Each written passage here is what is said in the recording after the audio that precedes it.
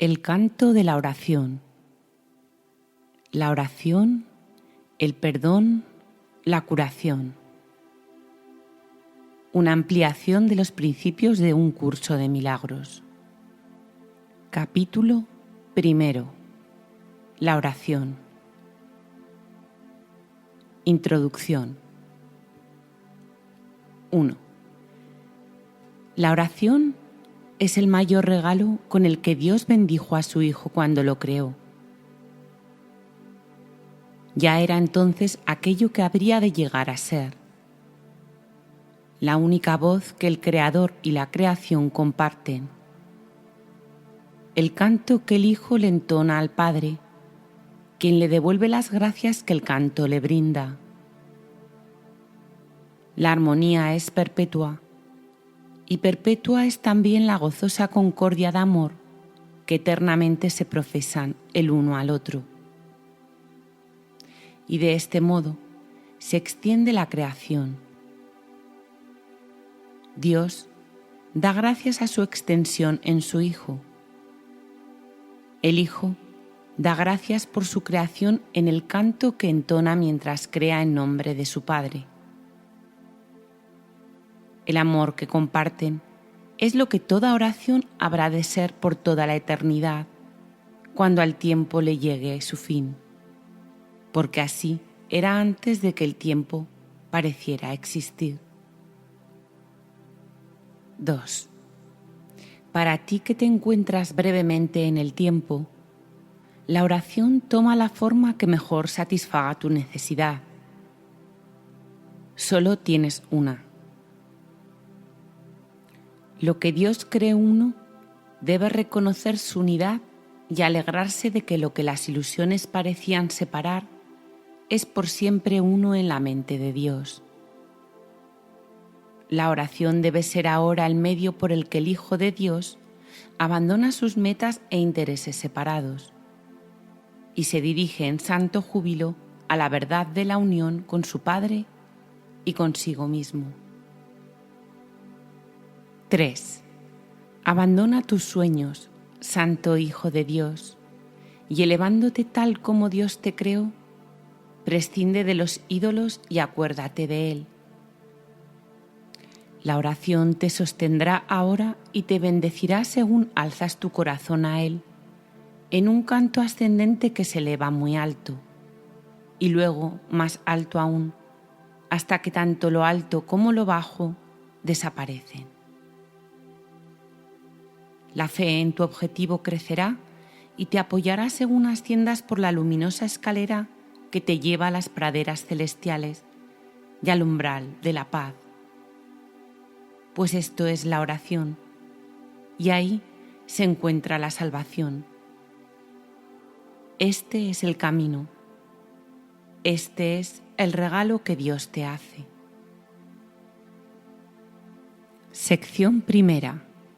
La verdadera oración. 1. La oración es una manera de llegar a Dios que el Espíritu Santo te ofrece. No es simplemente una petición o una súplica. No tendrá éxito hasta que te des cuenta de que no pide nada. ¿De qué otra manera si no podría cumplir su propósito? Es imposible orar por ídolos y esperar llegar a Dios. La verdadera oración debe evitar la trampa de convertirse en una súplica. Pide más bien recibir lo que ya ha sido dado y aceptar lo que ya está ahí. 2. Se te ha dicho que le pidas al Espíritu Santo la respuesta a cualquier problema específico y que recibirás una respuesta específica si tal es tu necesidad. Se te ha dicho también que solo hay un problema y solo una solución. En lo que respecta a la oración, esto no es contradictorio. En este mundo hay que tomar decisiones y hay que tomarlas tanto si son ilusorias como si no. No se te puede pedir que aceptes respuestas que se encuentran más allá del nivel de necesidad que puedes reconocer. Por lo tanto, no es la forma de la petición lo que importa, ni tampoco cómo se hace.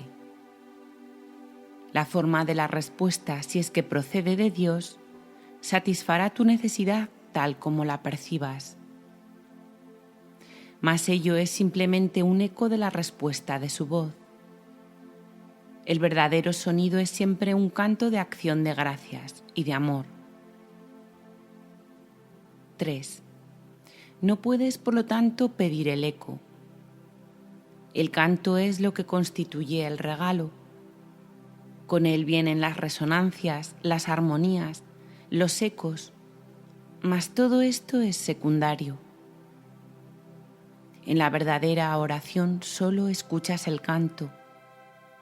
El resto simplemente se agrega. Has buscado primero el reino de los cielos y todo lo demás ciertamente se te ha dado por añadidura. 4. El secreto de la verdadera oración es olvidarte de las cosas que crees que necesitas. Pedir algo específico es igual que ver el pecado primero y luego perdonarlo. Del mismo modo, al orar, pasas por alto tus necesidades específicas tal como las ves y las dejas en manos de Dios. Ahí se convierten en los regalos que le haces, pues le dicen que no antepondrás otros dioses a él y que no quieres otro amor que el suyo. ¿Cuál podría ser su respuesta, sino tu recuerdo de él? ¿Puede esto cambiarse por un insignificante consejillo para un problema de apenas un instante de duración? La respuesta de Dios es para toda la eternidad.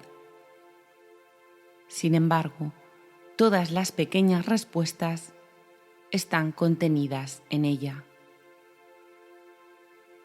5.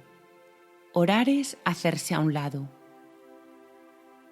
Un abandonarse, un tiempo de sosegada escucha y de amor. No debe confundirse con súplicas de ninguna clase, ya que es una manera de recordar tu santidad. ¿Por qué habría de suplicar la santidad cuando tiene pleno derecho a todo lo que el amor ofrece? Y es al amor a donde vas cuando oras. La oración es una ofrenda, un renunciar a ti mismo para ser uno con el amor. No hay nada que pedir porque ya no hay nada que desear. Esa nada se convierte en el altar de Dios y desaparece en él. 6. Este no es un nivel de oración que todo el mundo pueda alcanzar por ahora. Aquellos que aún no lo han conseguido necesitan que los ayudes con tus oraciones, porque su pedir no se basa todavía en la aceptación. El que alguien ayude con sus oraciones no significa que otro medie entre tú y Dios, pero sí significa que otro está a tu lado y te ayuda a elevarte hasta Él. El que se ha dado cuenta de la bondad de Dios ora sin temor, y el que ora sin temor no puede sino llegar a Él. Por lo tanto, Él también puede llegar hasta su Hijo, donde quiera que éste se encuentre y cualquiera que sea la forma que parezca adoptar. 7. Orar al Cristo en cualquiera es una verdadera oración porque constituye un regalo de agradecimiento a su Padre. Pedir que Cristo no sea sino Él mismo no es una súplica. Es un canto de gratitud por lo que eres. En esto radica el poder de la oración. No pide nada y lo recibe todo. esta oración puede ser compartida porque recibe por todos. Orar con alguien que sabe que esto es verdad es haber recibido respuesta. Tal vez la forma concreta de la solución a un problema específico se le ocurra a uno de vosotros. No importa quién de los dos sea. Tal vez os llegue a ambos, si estáis en genuina armonía el uno con el otro. Más vendrá porque os habéis dado cuenta de que Cristo habita en los dos. Esa es su única verdad. Sección segunda. La escalera de la oración. 1. La oración no tiene principio ni fin. Es parte de la vida. Pero cambia de forma y crece a medida que uno va aprendiendo hasta que alcanza su estado amorfo y se funde en una comunicación total con Dios. En su aspecto peticionario no necesita apelar a Dios, que de hecho rara vez lo hace, y ni siquiera entraña creencia alguna en Él. En estos niveles la oración es un simple desear que surge de un sentido de carencia y escasez. 2.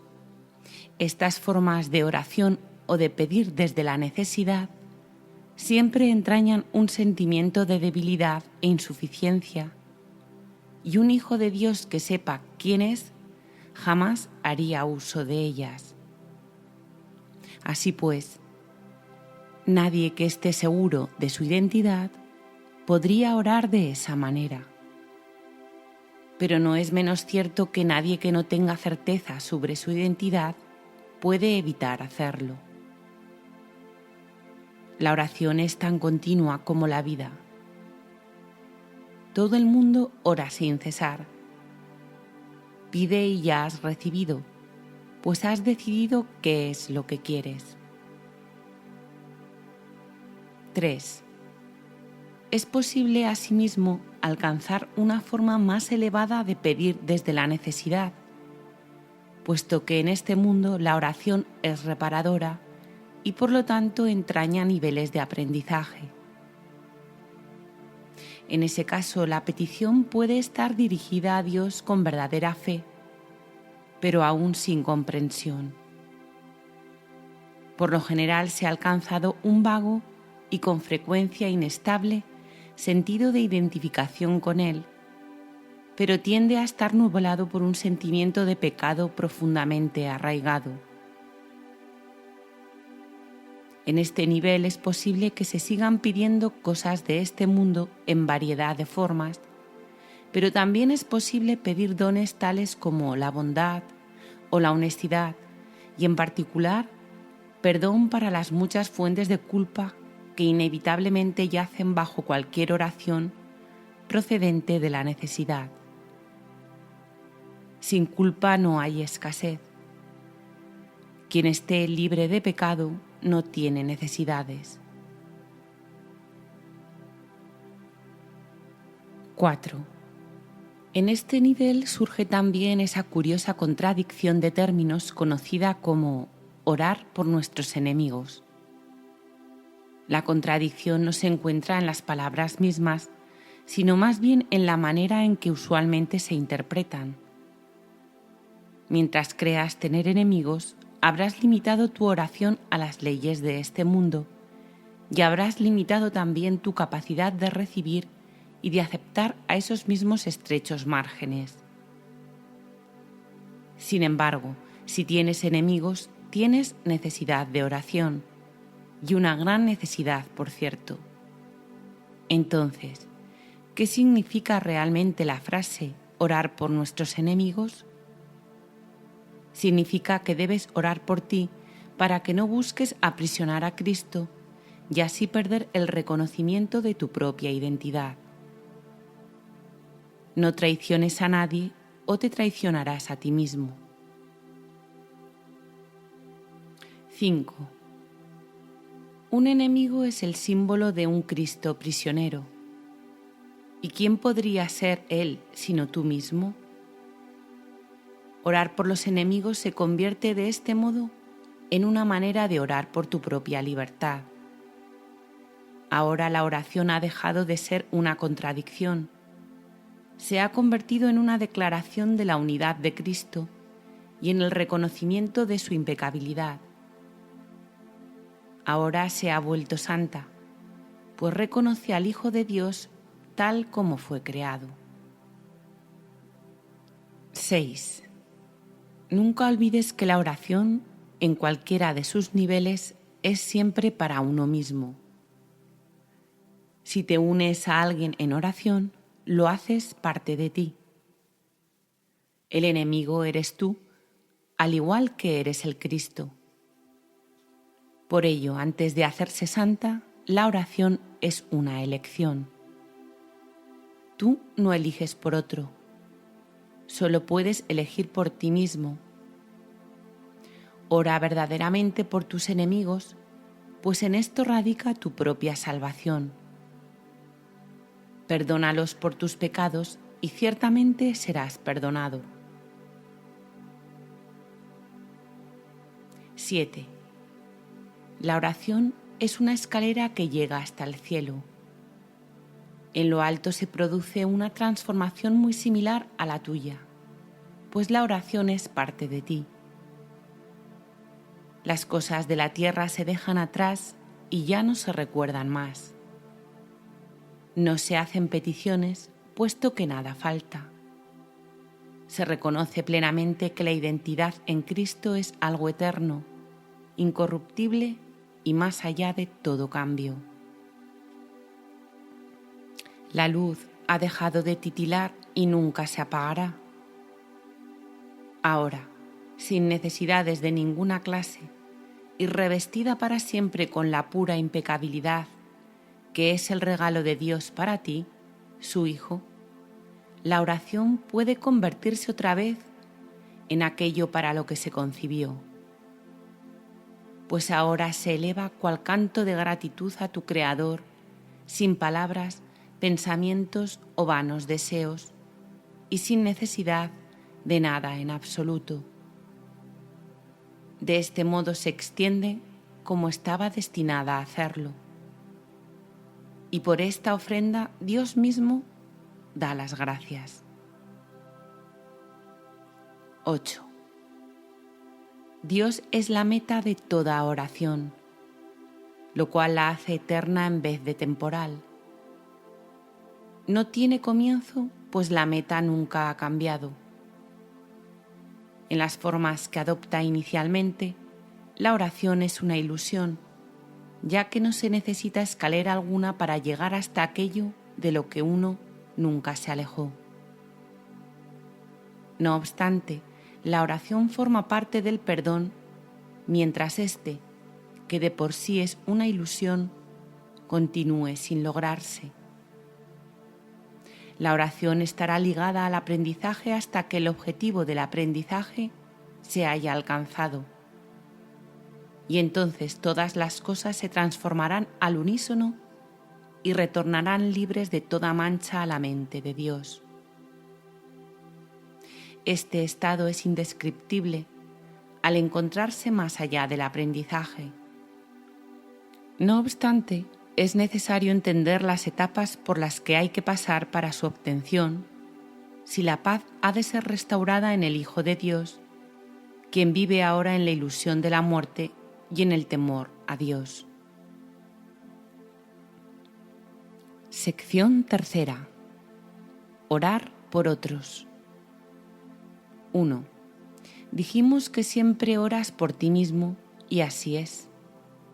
¿Por qué entonces debes orar por otros? Y si debes hacerlo, ¿cómo lo debes hacer?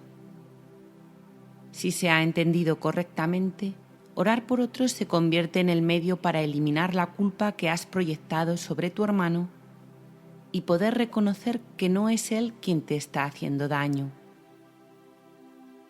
Antes de que se te pueda salvar de la culpa, debes renunciar al pensamiento venenoso de que él es tu enemigo, tu malvada contraparte, tu némesis. El medio para alcanzar esto es la oración, de un poder creciente y metas ascendentes, hasta que finalmente llega a Dios. 2. Las formas iniciales de la oración, en los primeros peldaños de la escalera, no están libres de envidia y malicia. Claman venganza, no amor. Tampoco proceden de alguien que entiende que son peticiones de muerte, hechas con miedo por quienes atesoran la culpa. Invocan a un Dios vengativo, y es Él quien parece contestarles. Nadie puede pedir el infierno para otro y Él mismo librarse de él. Solo aquellos que están en el infierno pueden pedir el infierno. Pero aquellos que han sido perdonados y han aceptado el perdón jamás podrían orar de esa manera. 3.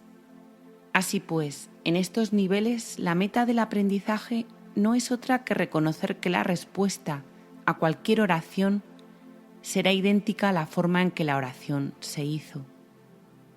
Eso es suficiente. A partir de ahí el paso a los siguientes niveles será fácil. El próximo ascenso comienza con esto. Lo que he pedido para mi hermano no lo querría para mí. Por lo tanto, lo he convertido en mi enemigo. Es evidente que este paso no lo puede dar quien no ve la liberación de otros como algo ventajoso y de valor para sí mismo.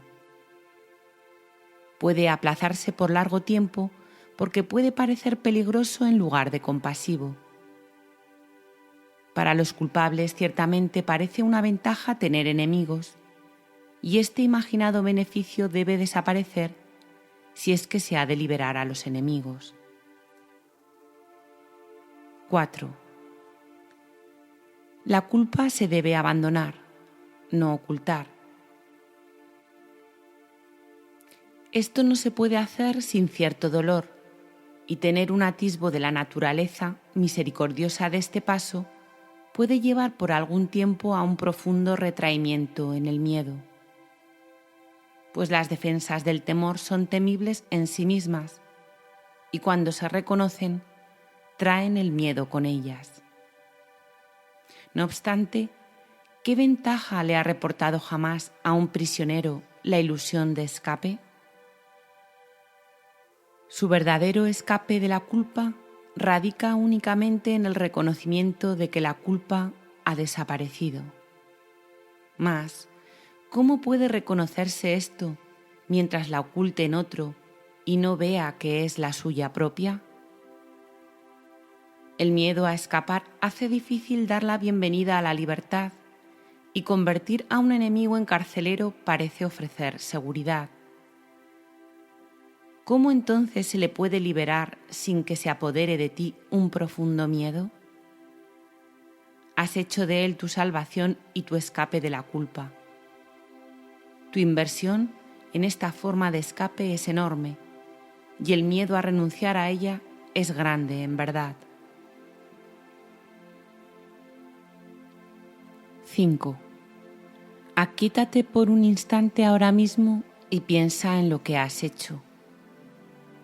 No olvides que fuiste tú quien lo hizo y quien puede, por lo tanto, dejarlo ir.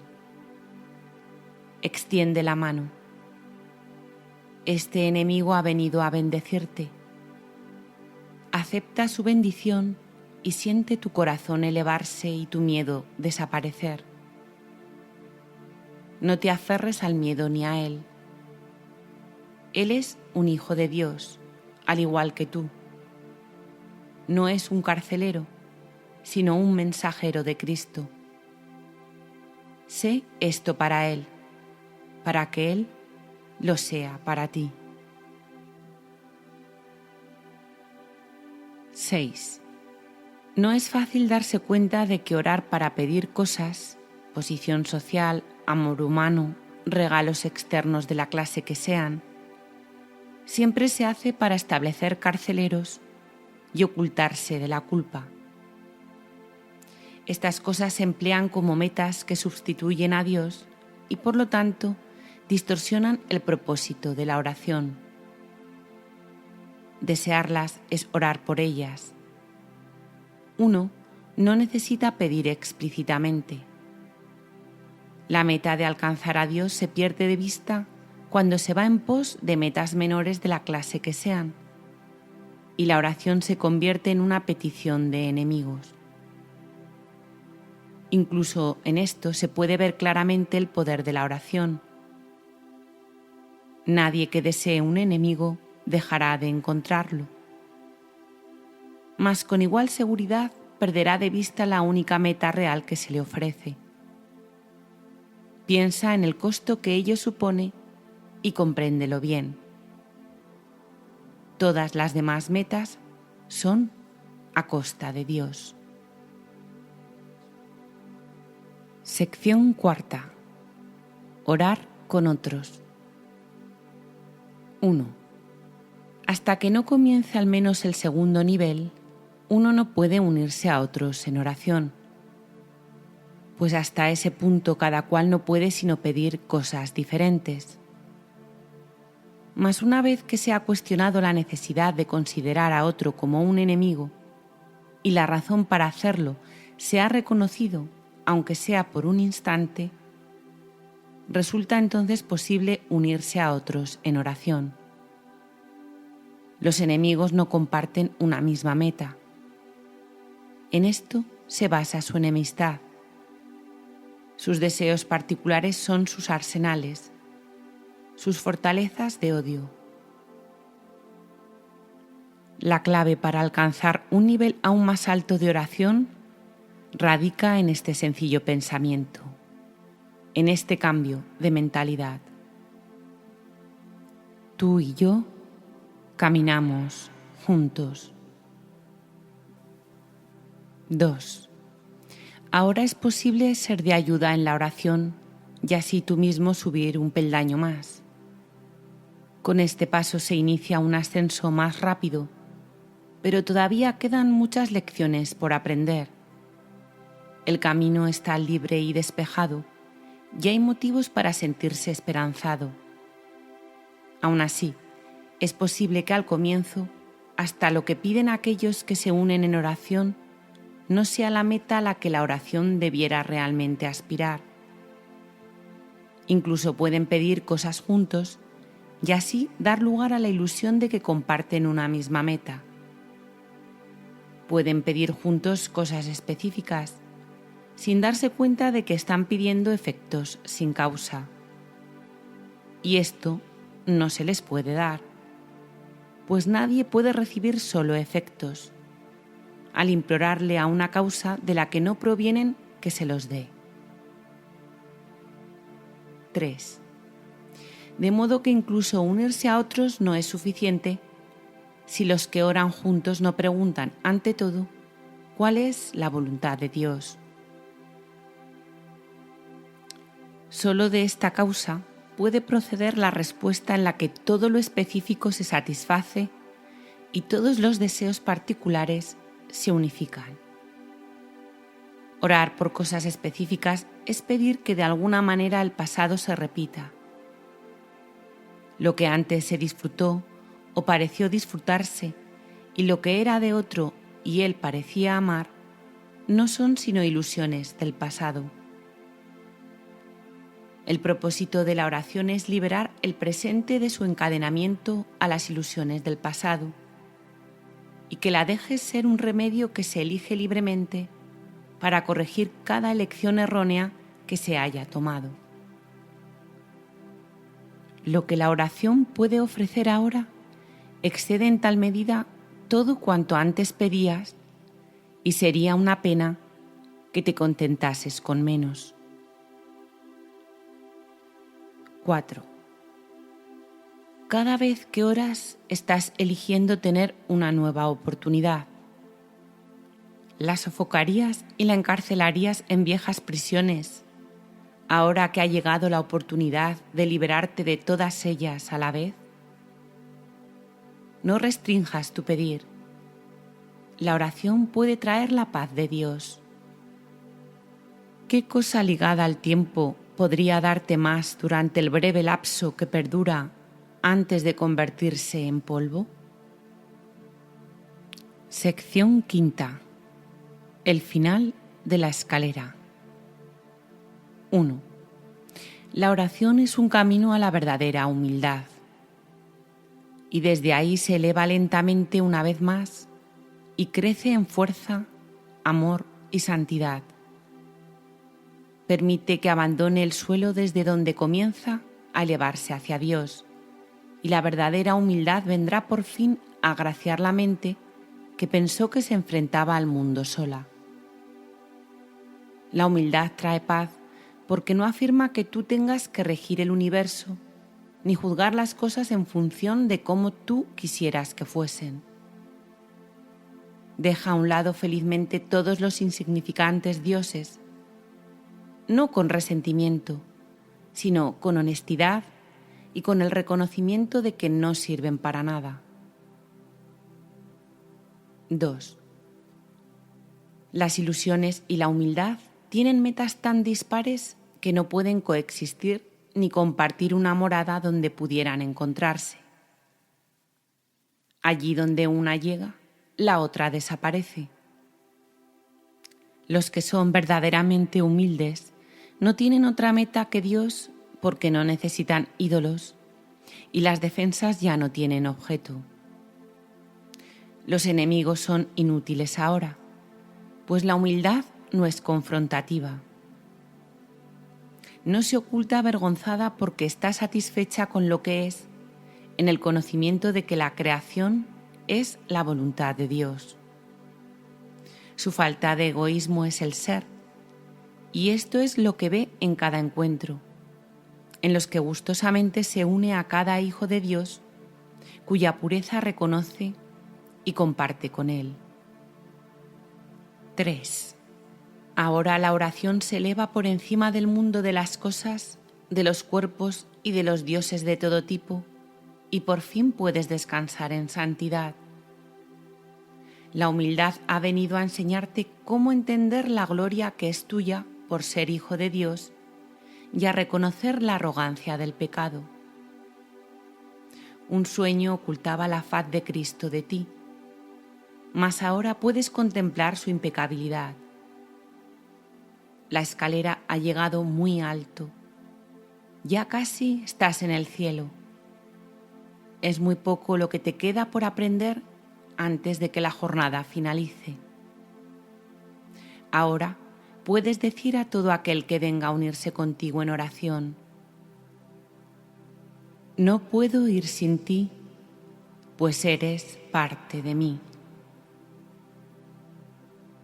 Y así es en verdad. Ahora puedes orar solo por lo que realmente compartes con Él, pues has comprendido que nunca se marchó y que tú, que parecías estar solo, eres uno con Él. 4. Este es el final de la escalera, pues ya no hay nada más que aprender. Ahora te encuentras ante el umbral del cielo con tu hermano a tu lado. Los jardines son amplios y serenos, pues ahí el lugar señalado para el momento en que debías venir ha estado esperando por ti desde hace mucho. Ahí finaliza el tiempo para siempre. En ese umbral la eternidad misma se une a ti. La oración se ha convertido en lo que siempre estuvo destinada a ser, pues has reconocido al Cristo en ti. Capítulo 2. El perdón. Introducción. 1. El perdón le da alas a la oración para que su ascenso sea fácil y su progreso veloz. Sin su fuerte apoyo, sería inútil tratar de ir más allá del primer peldaño de la oración o incluso intentar ascender. El perdón es el aliado de la oración, su hermano en el plan para tu salvación.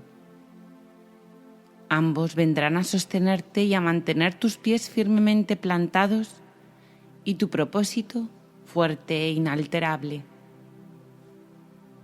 Contempla la ayuda más grande que Dios ordenó que estuviese contigo hasta que llegues a Él.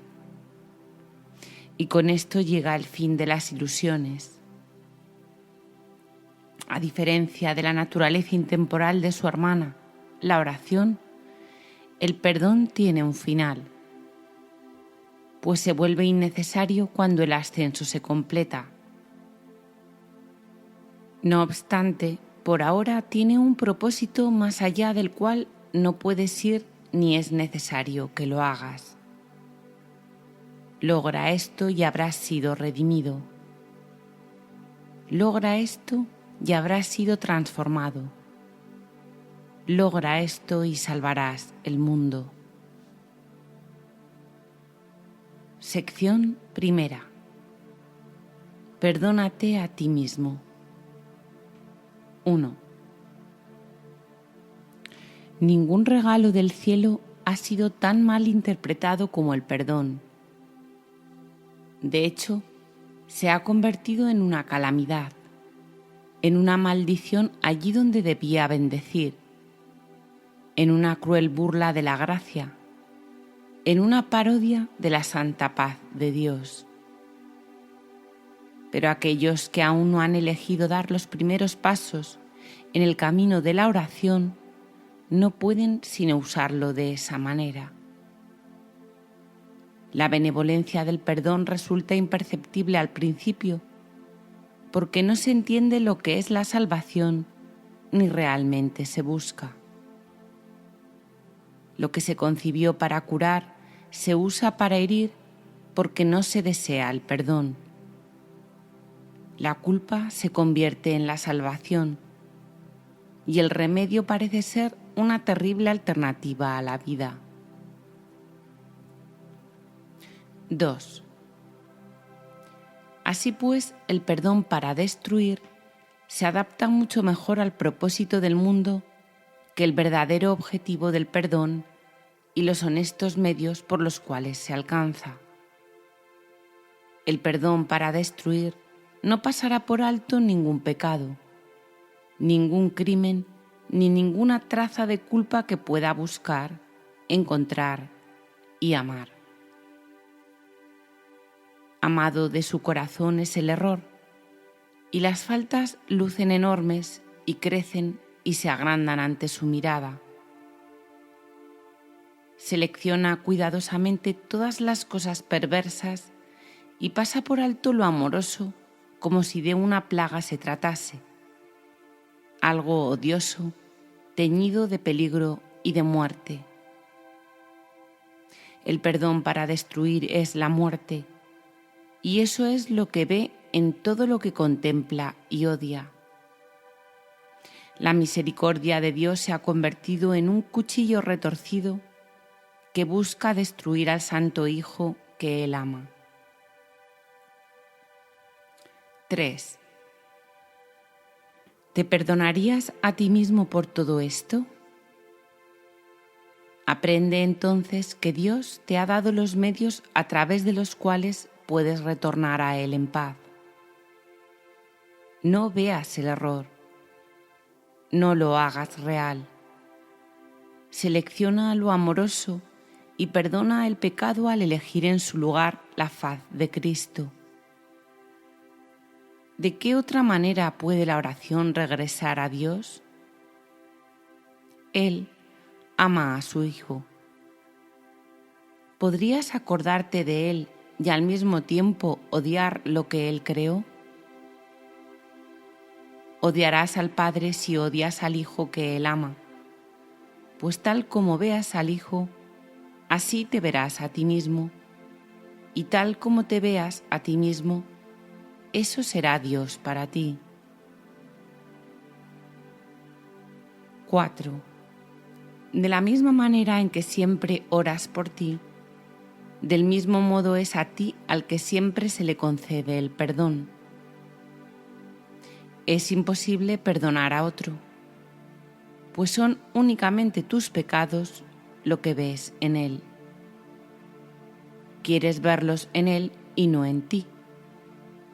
Por eso es por lo que perdonar a otro es una ilusión. Sin embargo, es el único sueño feliz en todo el mundo, el único que no conduce a la muerte. Solo en otro puedes perdonarte a ti mismo, pues lo has hecho culpable de tus pecados y ahora tienes que encontrar tu inocencia en él. ¿Quién sino el pecador necesita que se le perdone? Jamás pienses que puedes ver pecado en nadie excepto en ti mismo. 5. Este es el gran engaño del mundo, y tú, el que más se engaña a sí mismo. Siempre parece que el malo es otro, y como resultado de su pecado, tú sales perjudicado. ¿Sería posible la liberación si esto fuera cierto? Pues en tal caso serías el esclavo de todos, ya que lo que cualquiera de ellos hiciera dictaría tu destino, tus sentimientos, tu desesperación o esperanza, tu desdicha o alegría. No serías libre a menos que Él te concediera la libertad. Y al ser malvado, solo puede hacer el mal.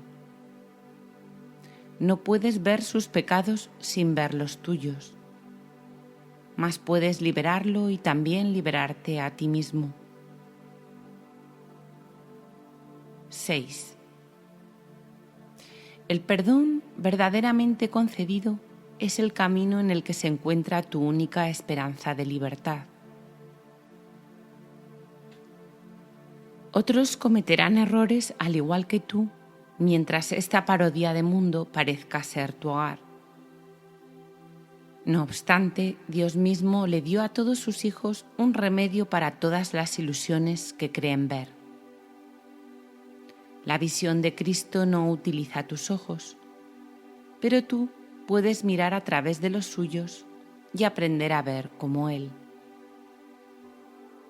Los errores no son sino diminutas sombras que desaparecen rápidamente y que solo por un instante parecen ocultar la faz de Cristo, la cual continúa inmutable tras todas ellas. Su constancia permanece en tranquilo silencio y perfecta paz.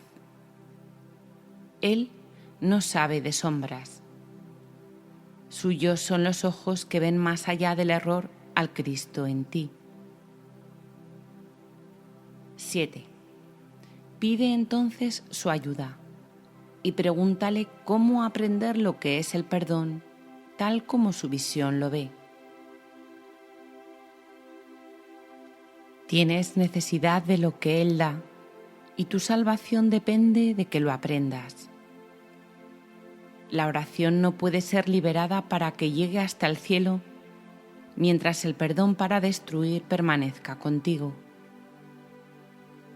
La misericordia de Dios eliminará de tu santa mente esta manera de pensar mordaz y venenosa. Cristo te ha perdonado y en su visión el mundo se torna tan santo como Él.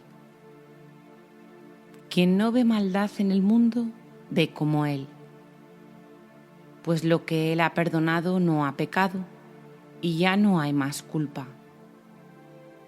El plan de la salvación se ha cumplido y la cordura ha llegado. 8.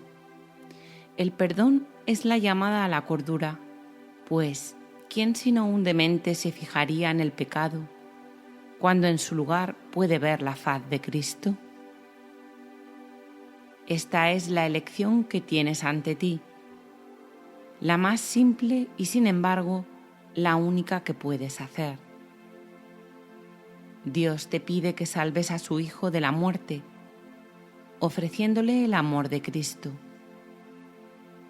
Esta es tu necesidad y Dios te ofrece este regalo. Tal como Él da, así tienes que dar tú también. Y de este modo, la oración se restaura a lo amorfo, a la intemporalidad más allá de todo límite, sin nada del pasado que le impida volver a unirse al perenne canto que toda la creación le entona a su Dios. 9. Mas para alcanzar este fin debes primero aprender y hacerlo antes de llegar allí donde el aprendizaje ya no tiene objeto. El perdón es la llave, mas ¿quién puede usar una llave cuando no sabe dónde está la puerta para la que se hizo y para la que únicamente sirve? Por lo tanto, hacemos una clara distinción, de modo que la oración pueda ser liberada de la oscuridad y llegar a la luz. El papel del perdón debe invertirse y limpiarse de todo uso malvado y de las metas de odio para las que se ha empleado. El perdón para destruir debe ponerse al descubierto en toda su perfidia y luego abandonarse para siempre. No debe quedar ni el más mínimo vestigio de él si el plan que Dios estableció para tu retorno ha de lograrse al fin y el aprendizaje concluir. 10. Este es el mundo de los opuestos, y tienes que elegir entre ellos a cada instante mientras el mundo siga siendo real para ti. No obstante, debes aprender cuáles son las alternativas que verdaderamente tienes o no serás capaz de lograr tu libertad. Deja pues que te quede claro lo que el perdón en realidad significa para ti y aprende lo que debería ser para hacerte libre. El nivel de tu oración depende de ello, pues ahí espera su libertad para elevarse por encima del mundo del caos y llegar a la paz. Sección segunda. El perdón para destruir. 1. El perdón para destruir adopta muchas formas, al ser un arma del mundo de las formas. No todas son obvias, y algunas se ocultan cuidadosamente bajo lo que aparenta ser caridad. Pero todas las formas que parece adoptar tienen una única meta: separar y hacer que lo que Dios creó igual sea diferente. La diferencia resulta evidente en algunos casos en los que la intencionada comparación no puede dejar de notarse, ni es realmente su propósito que no se note. 2. En este grupo se encuentra en primer lugar el caso en el que una persona mejor se digna a rebajarse para salvar a una inferior de lo que en realidad ésta es. En este caso, el perdón se basa en una actitud de refinada altivez tan lejana del amor que jamás podría dejar de ser arrogante. ¿Quién puede perdonar y despreciar al mismo tiempo? ¿Y quién puede acusar a otro de estar inmerso en el pecado y al mismo tiempo percibirlo como el Hijo de Dios? ¿Quién puede enseñar lo que es la libertad esclavizando? En esto no hay unión, sino aflicción.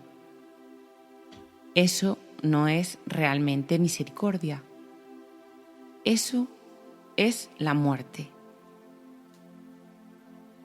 3. Hay otro caso de perdón para destruir muy parecido al anterior si se entiende correctamente, en el que la arrogancia no se manifiesta de forma tan flagrante.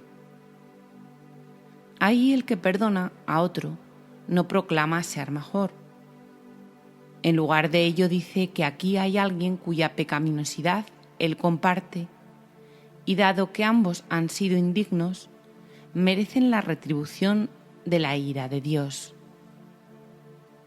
Esto puede parecer humilde e incluso inducir a una rivalidad con respecto a quién es más pecador o más culpable.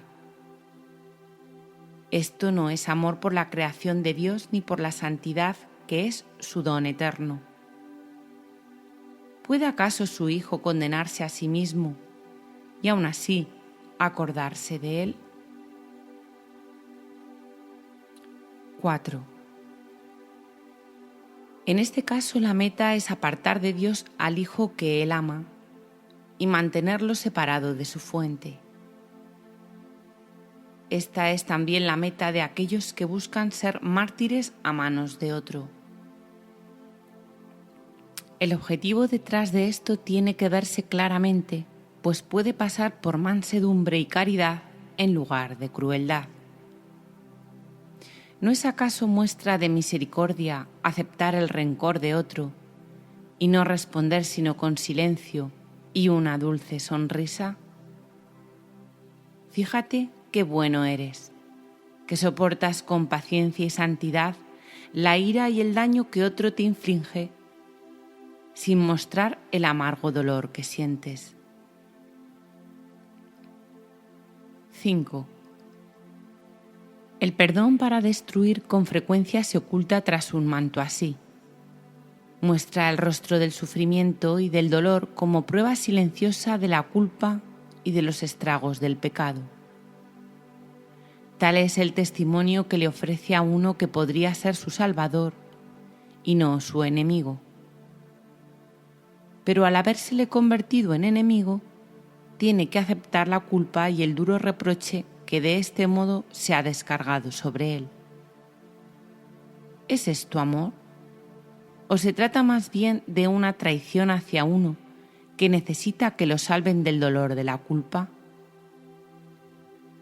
¿Qué otro propósito podría tener esto sino mantener a los testigos de la culpa alejados del amor? 6.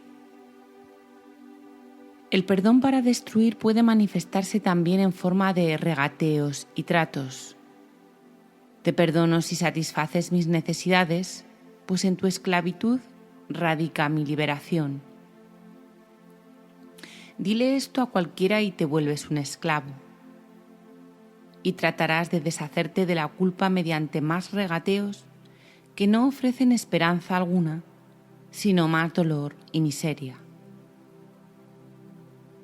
Cuán temible se ha vuelto ahora el perdón y cuán distorsionado el fin que persigue. Ten piedad de ti mismo, tú que de este modo regateas. Dios solo da y no pide recompensa alguna. No hay otra manera de dar excepto como da Él. Todo lo demás es una parodia. Pues, ¿quién intentaría hacer un trato lucrativo con el Hijo de Dios y al mismo tiempo dar gracias a su Padre por su santidad? 7. ¿Qué le quieres mostrar a tu hermano? ¿Intentarías reforzar su culpa y con ello la tuya? El perdón es tu medio de escape. Es una lástima convertirlo en un medio de mayor esclavitud y dolor. En el mundo de los opuestos hay una manera de utilizar el perdón para la meta de Dios y para encontrar la paz que Él te ofrece. No aceptes nada más o habrás buscado la muerte y orado para separarte de tu ser. Cristo es para todos porque está en todos. Es su faz lo que el perdón te permite ver. Es su faz en la que ves la tuya. 8. Todas las formas que el perdón adopta que no te apartan de la ira, de la condena y de comparaciones de cualquier clase son la muerte. Pues eso es lo que sus propósitos han establecido. No te dejes engañar por ellas, sino abandónalas como algo sin valor, ya que lo que ofrecen es ciertamente trágico. No quieres seguir en la esclavitud. No quieres tenerle miedo a Dios. Quieres ver la luz del sol y el resplandor del cielo refulgir sobre la faz de la tierra, redimida del pecado y en el amor de Dios. En este punto la oración es liberada junto contigo. Tus alas han quedado libres y la oración te elevará y te conducirá a tu hogar donde Dios quiere que estés. Sección tercera. El perdón para salvar. 1. El perdón para salvar tiene una forma y solo una. No pide prueba alguna de inocencia, ni pago de ninguna clase. No discute ni evalúa los errores que desea pasar por alto. No ofrece regalos falsamente ni promete libertad mientras ordena la muerte. ¿Acaso iba Dios a engañarte? Él solo te pide que tengas confianza y la buena voluntad de aprender cómo llegar a ser libre. Él ofrece su maestro a quien quiera que pida y busque comprender su voluntad. Su buena disposición para dar está más allá de tu comprensión y de tu simple entendimiento. No obstante, ha dispuesto que aprendas el camino que te lleva a Él, y lo que su voluntad dispone goza de certeza. 2. Criatura de Dios, los regalos de Dios son tuyos, no por razón de tus planes, sino por su santa voluntad. Su voz te enseñará lo que es el perdón y cómo concederlo tal como Él dispone se debe hacer. Por lo tanto, no busques comprender lo que todavía está más allá de tu alcance, sino más bien deja que sea una forma de conducirte allí donde los ojos de Cristo se convierten en la manera de ver que eliges. Abandona todo lo demás, pues no hay nada más. Cuando alguien te pida ayuda de la clase que sea, Él es quien contestará por ti. Solo tienes que hacerte a un lado y no interferir. El perdón para salvar es su tarea y es Él quien responderá por ti. 3. No determines la forma que debe adoptar el perdón de Cristo. Él sabe la manera de convertir cada llamada en una ayuda para ti, conforme te apresuras a llegar por fin a casa de tu Padre. Ahora, Él puede hacer que tu paso sea firme y tus palabras sinceras, no con tu propia sinceridad, sino con la suya. Deja que Él se haga cargo de cómo vas a perdonar y así cada ocasión será para ti un paso más en dirección al cielo y a la paz. 4. ¿No estás cansado del cautiverio? Dios no eligió esta amarga senda para ti. Lo que has elegido todavía puede deshacerse, pues la oración es misericordiosa y Dios es justo. La suya es una justicia que Él puede entender, pero tú aún no. De todos modos, te dará los medios para que la aprendas de Él y llegues por fin a entender que la condenación no es real y que fabrica ilusiones en su propio malvado nombre. Sin embargo, la forma que los sueños parezcan adoptar es irrelevante, pues las ilusiones no son ciertas. La voluntad de Dios es la verdad, y tú eres uno con Él en voluntad y propósito. Con esto terminan todos los sueños. 5. ¿Qué debo hacer por tu santo Hijo? Debe ser lo único que preguntes siempre que se requiera tu ayuda y se busque el perdón. no necesitas juzgar la forma en que se te pide, y no seas tú quien determina la manera en la que el perdón debe llegar para salvar al Hijo de Dios. La luz de Cristo en él es su liberación y es esta la que responde a su llamada. Perdónalo tal como el Cristo decide que debes hacerlo y contémplalo a través de sus ojos y también habla por él.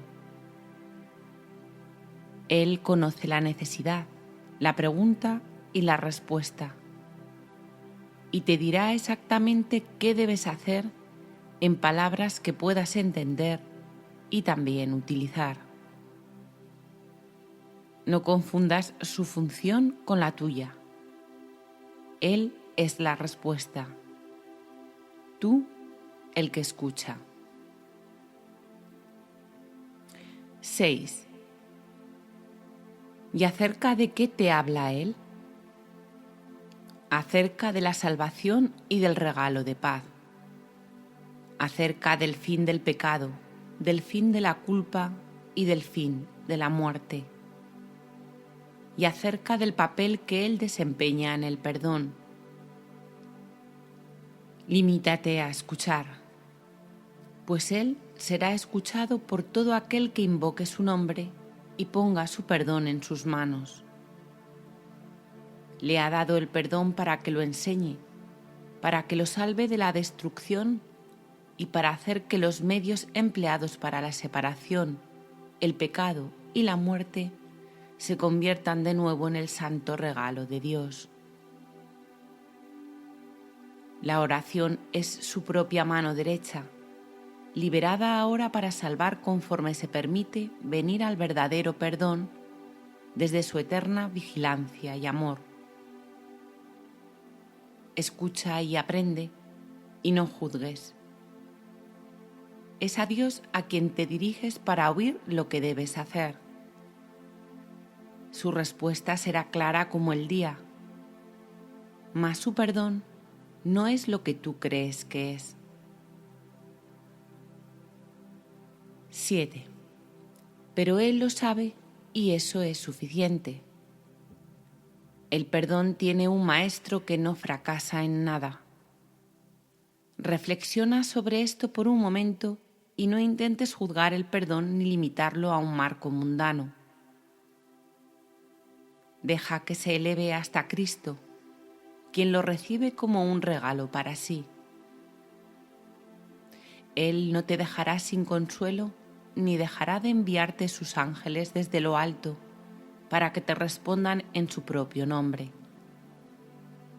Él está junto a la puerta para la cual el perdón es la única llave. Dásela para que Él la use en tu lugar y verás la puerta abrirse silenciosamente, revelándote la radiante faz de Cristo. Contempla a tu hermano ahí, tras la puerta, el Hijo de Dios, tal como Él lo creó. Capítulo 3. La curación. Introducción. 1. La oración tiene ayudantes y testigos que hacen más llevadero y seguro el empinado ascenso, aliviando el dolor causado por el miedo y ofreciendo consuelo y promesas de esperanza. Testigo del perdón y ayudante en la oración, dadora de la certeza de que finalmente alcanzarás la meta, eso es la curación. Su importancia no debe enfatizarse demasiado, pues la curación es una señal o símbolo de la fuerza del perdón y tan solo un efecto o sombra de un cambio de parecer con respecto a la meta de la oración. Sección primera. La causa de la enfermedad. 1. No confundas el efecto con la causa, ni pienses que la enfermedad se encuentra aparte y separada de lo que no puede sino ser su causa. La enfermedad es una señal. la sombra de un pensamiento malvado que parece ser real y justo de acuerdo con las normas de este mundo. Es la prueba externa de pecados internos y da testimonio de pensamientos rencorosos que hieren y procuran hacerle daño al Hijo de Dios. Curar el cuerpo es imposible, y esto queda demostrado por la brevedad de la cura. El cuerpo acabará muriendo de todas formas, y así lo único que hace su curación es demorar su retorno al polvo, de donde nació y al que volverá. 2. La falta de perdón del Hijo de Dios es la causa del cuerpo. No ha abandonado su fuente, y esto queda claramente demostrado por su dolor y envejecimiento, y por la marca de la muerte que pesa sobre sí. El cuerpo les parece temeroso y frágil a quienes piensan que sus vidas están bajo su mandato y vinculadas a su inestimable y nimio aliento. La muerte los contempla conforme cada momento que pasa se escapa irrevocablemente de sus avariciosas manos, las cuales no los pueden retener. Y sienten miedo cuando sus cuerpos cambian y enferman, pues sienten el fuerte hedor de la muerte en sus corazones. 3. El cuerpo puede sanar como efecto del verdadero perdón. Solo eso puede traer el recuerdo de la inmortalidad, que es el don de la santidad y del amor. El perdón no puede sino ser concedido por la mente que comprende que debe pasar por alto todas las sombras que cubren la santa faz de Cristo, entre las cuales la enfermedad debe considerarse una de ellas. No es nada más que esto, la señal del juicio de un hermano sobre otro hermano y del Hijo de Dios sobre sí mismo, pues ha condenado al cuerpo a ser su prisión y olvidó que fue él mismo quien le adjudicó ese papel.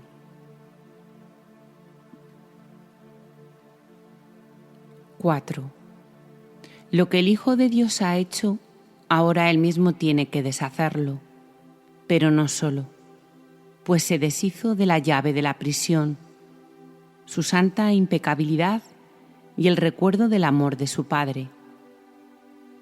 No obstante, se le ha dado ayuda a través de la voz que su Padre puso en él. El poder de curar es ahora el don que le ha concedido su Padre, pues a través de su voz él puede todavía llegar hasta su Hijo y recordarle que el cuerpo puede convertirse en su morada elegida, pero nunca será su hogar en verdad.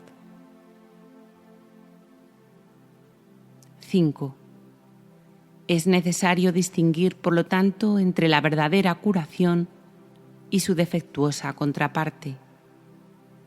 El mundo de los opuestos es el lugar de la curación, pues, ¿qué podría necesitar curación en el cielo?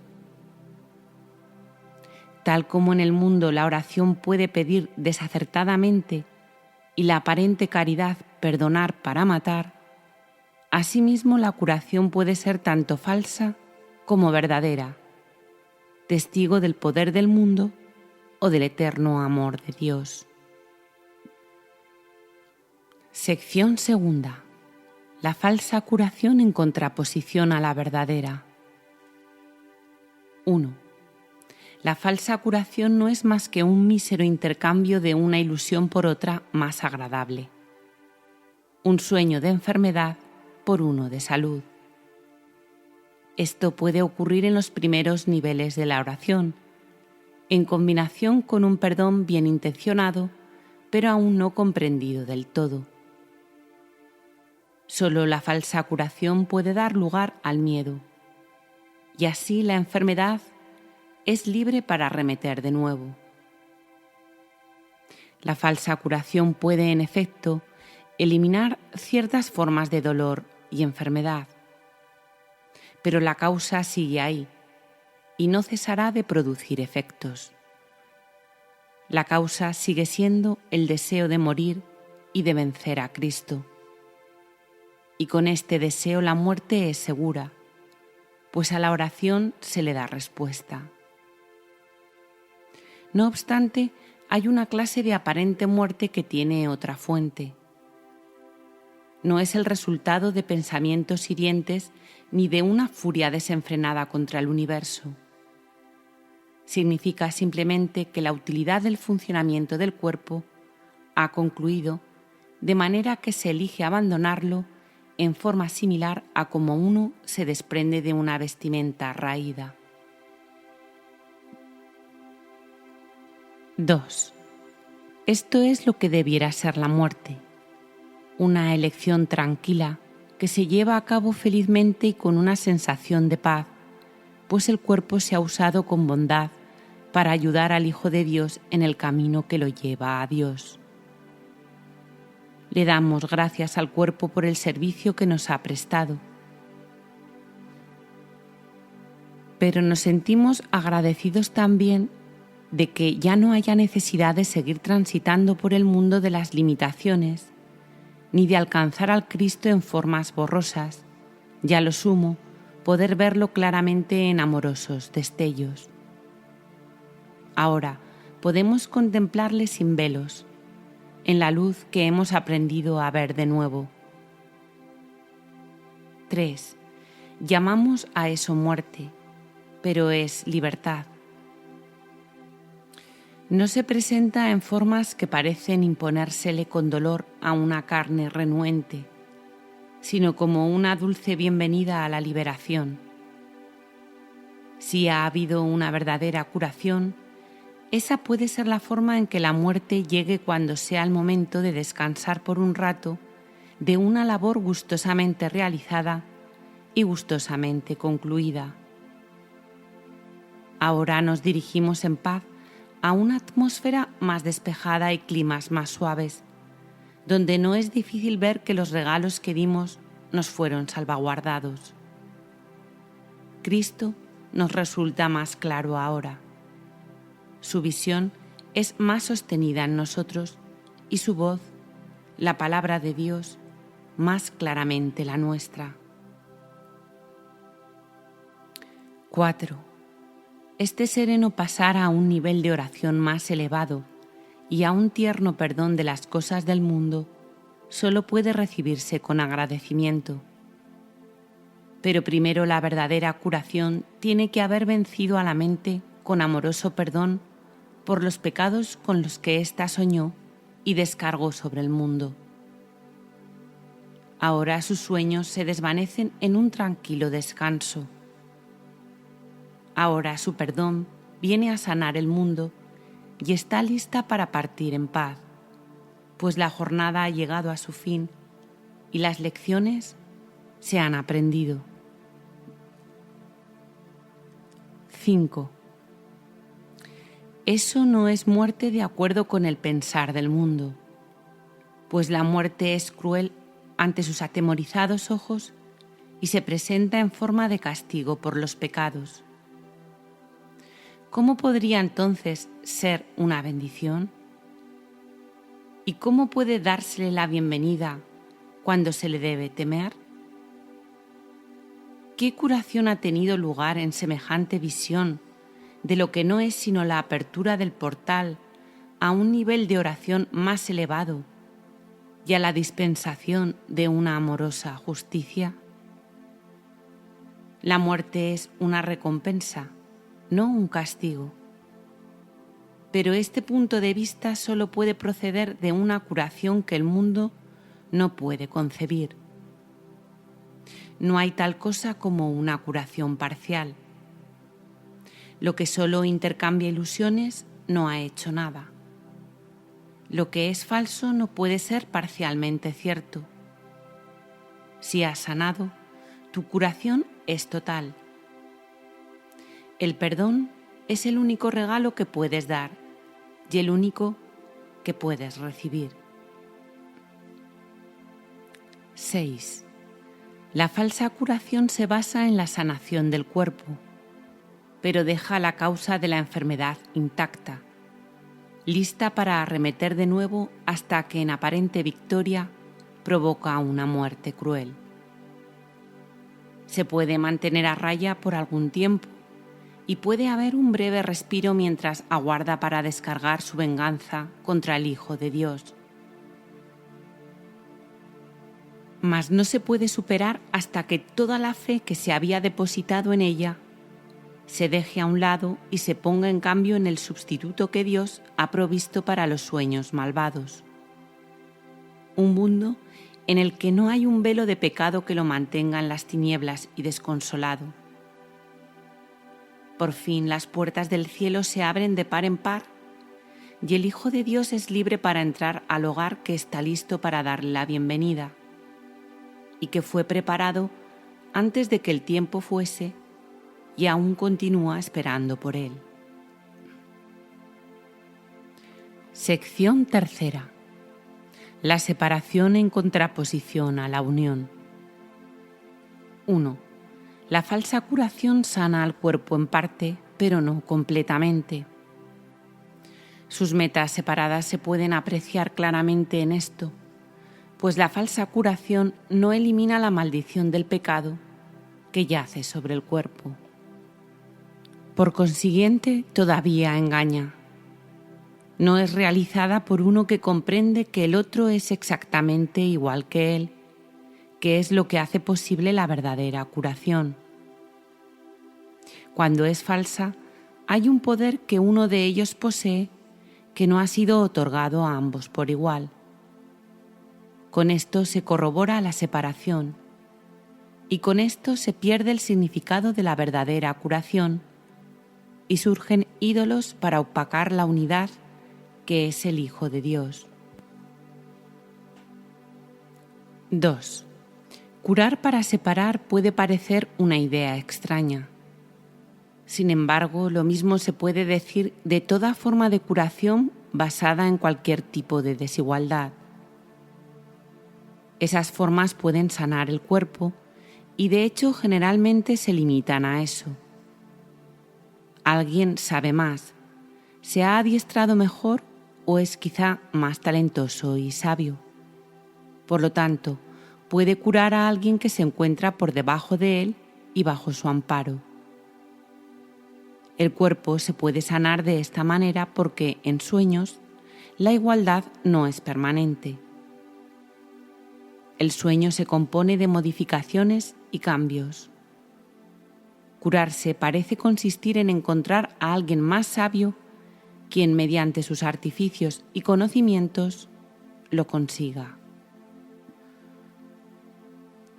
3. Alguien sabe más.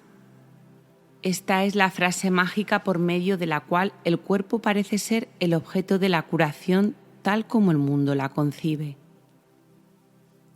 Y a este alguien más sabio, el otro se dirige para beneficiarse de su conocimiento y habilidad, para encontrar en él remedio para su dolor.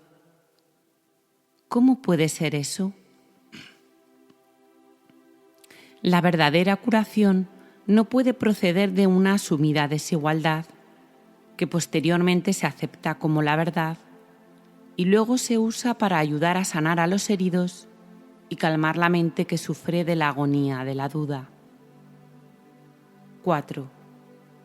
¿Existe entonces un papel que uno pueda desempeñar en la curación para ofrecer ayuda a otro? Desde la arrogancia la respuesta tiene que ser no. Pero desde la humildad ciertamente hay un lugar para los que quieren ayudar. Es como el papel del que ayuda en la oración, que deja que el perdón sea aquello para lo que se concibió. No te consideras el portador del don especial que da lugar a la curación. Lo único que haces es reconocer tu unidad con el que está pidiendo ayuda. Pues en esta unidad desaparece su sentido de separación, que es lo que lo enfermó. No tiene sentido administrar remedio alguno excepto allí donde radica la fuente de la enfermedad, pues de otra manera ésta nunca podría curarse verdaderamente. 5. Sanadores los hay, pues son hijos de Dios que reconocen su fuente y comprenden que todo lo que su fuente crea es uno con ellos. Ese es el remedio que brinda alivio infalible. Ese es el remedio que seguirá bendiciendo por toda la eternidad. No cura solo en parte, sino completamente y para siempre. Ahora la causa de toda dolencia se ha puesto al descubierto exactamente como es. Y en ese lugar se halla ahora escrita la santa palabra de Dios. La enfermedad y la separación deben curarse mediante el amor y la unión. Nada más puede curar tal como Dios estableció lo que es la curación. Sin Él no hay curación, pues sin Él no hay amor. 6. Solo la voz de Dios puede decirte cómo curar. Escucha y nunca dejarás de ofrecer su amoroso remedio a quienes Él te envía, de permitir que Él los sane ni de bendecir a todos aquellos que colaboran con Él en nombre de la curación. El cuerpo sanará porque la causa de su enfermedad ha desaparecido. Y ahora, al no tener causa alguna, no puede volver a presentarse en otra forma. Tampoco se le temerá a la muerte porque se ha comprendido lo que es. Aquel que verdaderamente se ha curado no tiene miedo, pues el amor ha entrado allí donde antes estaban los ídolos, y el miedo ha cedido finalmente ante Dios. Sección cuarta. La santidad de la curación. 1. ¿Cuán santos son los que han sanado? Pues ante su presencia sus hermanos comparten su curación y su amor. Portadores de paz, la voz del Espíritu Santo a través de quienes Él habla en favor de Dios, cuya voz Él es, tales son los sanadores de Dios. Ellos solo hablan en favor de Él y nunca en favor de sí mismos. No tienen más dones que los que han recibido de Dios y los comparten porque saben que esa es su voluntad. No son especiales, son santos. Han optado por la santidad y renunciado a todo sueño de poseer atributos especiales mediante los cuales habrían otorgado regalos desiguales a los menos afortunados. Su curación ha restaurado su plenitud, de manera que pueden perdonar y unirse al canto de la oración en el que los que han sanado cantan acerca de su unión y agradecimiento a Dios. 2. En cuanto que testigo del perdón, ayuda en la oración y efecto de la misericordia verdaderamente enseñada, la curación es una bendición. Y el mundo responde en animado coro a través de la voz de la oración.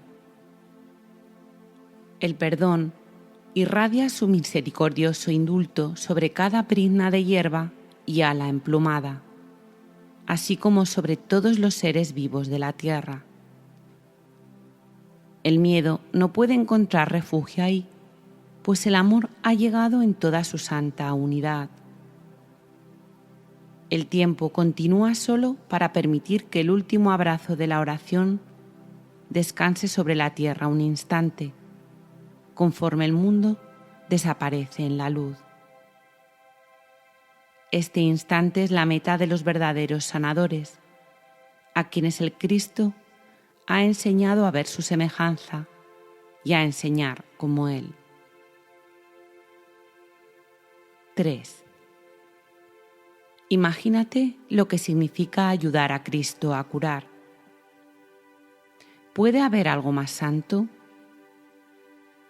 Dios da gracias a sus sanadores, pues sabe que la causa de la curación es Él mismo, su amor, su Hijo, reinstaurado como su compleción y de regreso para compartir con Él la santa dicha de la creación. No pidas curación parcial ni aceptes un ídolo en lugar del recuerdo de aquel cuyo amor nunca ha cambiado ni cambiará jamás. Eres tan preciado para Él como lo es la totalidad de su creación, pues ésta se encuentra en ti como su regalo eterno. ¿Qué necesidad tienes de sueños cambiantes en un mundo triste? No te olvides de la gratitud de Dios. No te olvides de la santa gracia de la oración. No te olvides de perdonar al Hijo de Dios. 4. Primero perdonas, luego oras y de este modo te curas. Tu oración se ha elevado y ha invocado a Dios, quien escucha y responde. Has comprendido que solo te perdonas a ti mismo y que igualmente solo oras por ti. Y mediante esta comprensión sanas. Te has unido a tu fuente en oración y comprendes que jamás te separaste de ella. Este nivel no se puede alcanzar hasta que ya no quede nada de odio en tu corazón, ni deseo alguno de atacar al Hijo de Dios. 5. Nunca olvides esto. Eres tú quien es el Hijo de Dios, y tal como elijas ser con Él, así serás contigo mismo y así será Dios para ti. Tus juicios se extenderán incluso hasta Dios, porque le asignarás a Él el papel que veas en su creación. Elige bien, pues de otro modo creerás que eres tú el Creador y no Él, y por ende que Él ya no es causa, sino tan solo un efecto. Ahora la curación es imposible, pues lo culpas a Él de tu engaño y de tu culpabilidad. Él, que es amor, se convierte en la fuente del miedo, pues solo el miedo puede justificarse ahora. Suya es la venganza, y la muerte su gran destructor. La enfermedad, el sufrimiento y las dolorosas pérdidas se vuelven la suerte de todo el mundo en la tierra, que Él abandonó al cuidado del demonio, jurando que no la volvería a liberar nunca más. 6. Venid de nuevo a mí, criaturas mías, sin ninguno de esos tergiversados pensamientos en vuestros corazones. Seguid siendo santos junto con la santidad que os creó en perfecta impecabilidad y que aún os rodea con los brazos de la paz. Soñad ahora con la curación. Luego, levantaos y dejad atrás todo sueño para siempre.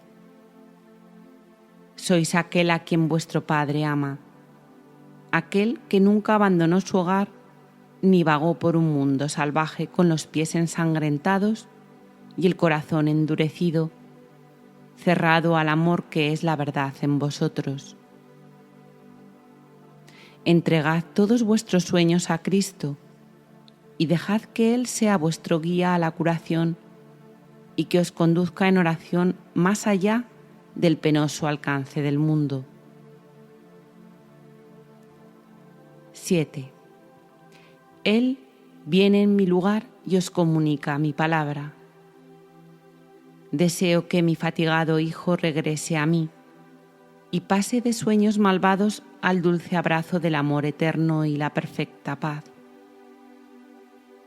Mis brazos están abiertos para recibir al hijo que amo, que no sabe que ha sanado ni que sus oraciones jamás han dejado de entonar su jubiloso canto de agradecimiento al unísono con toda la creación en la santidad del amor. Aquíétate un instante. Bajo los ásperos y amargos sonidos de lucha y de derrota, hay una voz que te habla de mí. Escúchala un instante y te habrá sanado.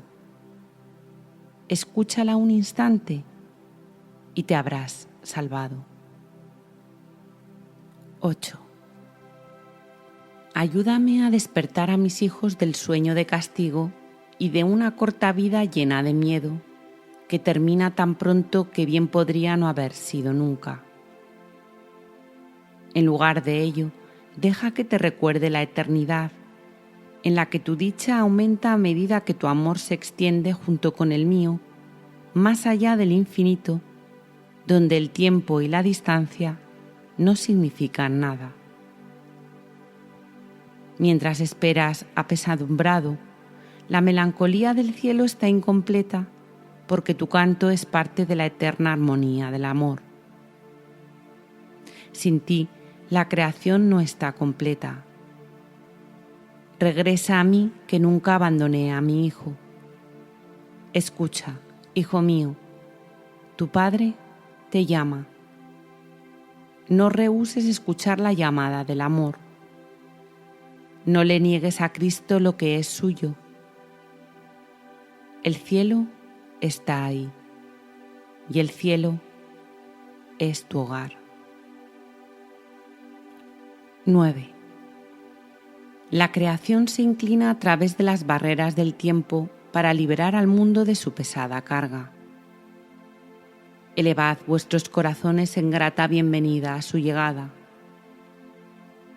Ved las sombras desvanecerse calladamente y las espinas desprenderse de la ensangrentada frente de aquel que es el Santo Hijo de Dios.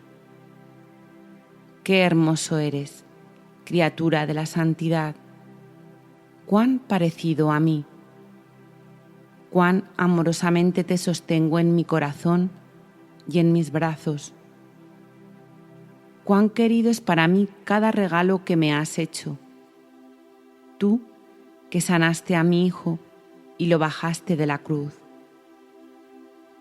Levántate y deja que te dé las gracias, y con mi gratitud llegará primero el regalo del perdón y luego la paz eterna. 10. Devuélveme ahora, pues, tu santa voz. El canto de la oración queda en silencio sin ti. El universo aguarda tu liberación porque es la suya propia. Sé bondadoso con él y contigo mismo, y luego sé bondadoso conmigo. Solo te pido una cosa: que halles consuelo y no vivas más en el terror y el dolor. No abandones el amor.